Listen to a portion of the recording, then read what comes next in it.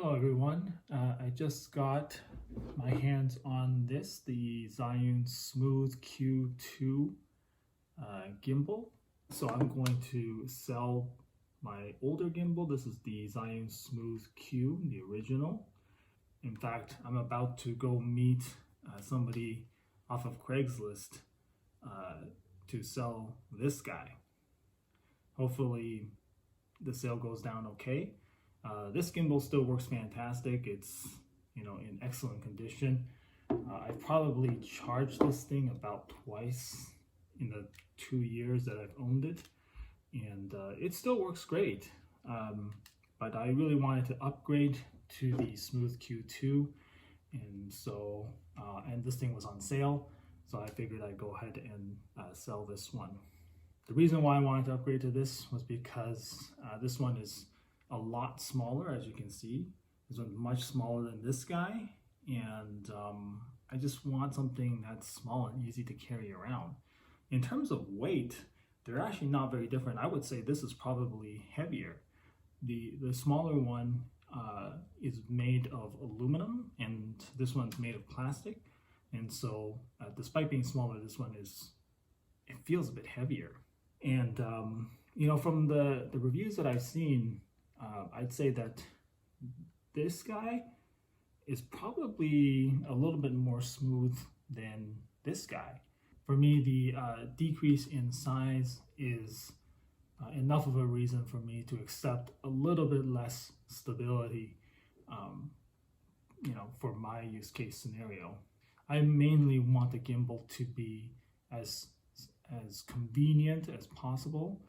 I want there to be a minimal friction to using a gimbal to stabilize my video, and so form factor is a major factor there.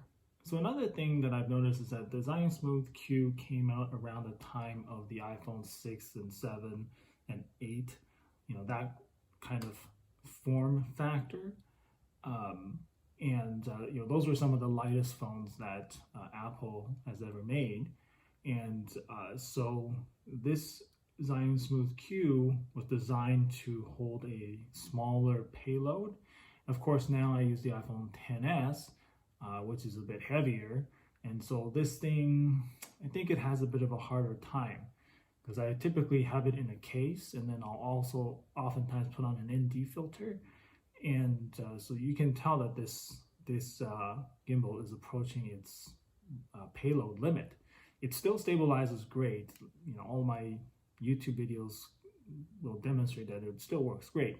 But you can start hearing, you can hear the clicking of the motors because it's struggling a bit. The Zhiyun Smooth Q2, on the other hand, has updated motors and has supposedly a higher load capacity, and so hopefully it'll fit my iPhone XS with an ND filter a bit better. I've yet to test that, so we'll see how that goes. But yeah, in maybe about an hour or so, I'll be heading out, and I'm gonna try and sell this thing. Well, I'm happy to say that I was able to sell that gimbal. I sold it to a woman whose daughter, I think, is looking to make some videos for YouTube, so that's good. I wish them all the best of luck. It's a good gimbal. It should work very well.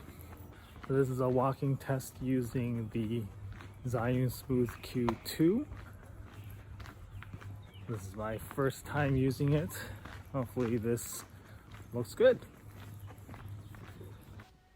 Look at this battery use. Pokemon Go is really active in the background for some reason. I don't even use Pokemon Go anymore, so I'm going to go ahead and delete it. It's the end of an era.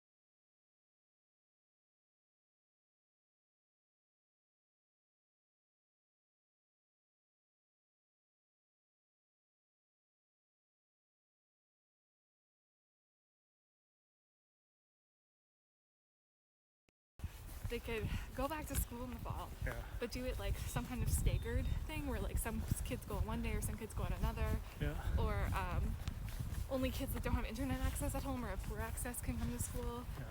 This is the variable ND filter on the double take app.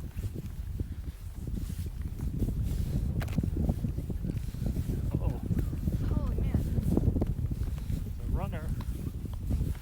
This is with the ND filter dialed up to about 250th of a second. Previously was at about 700ths of a second.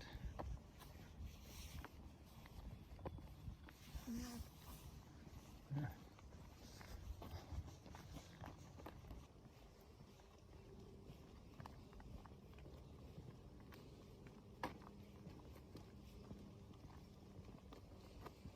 Oops.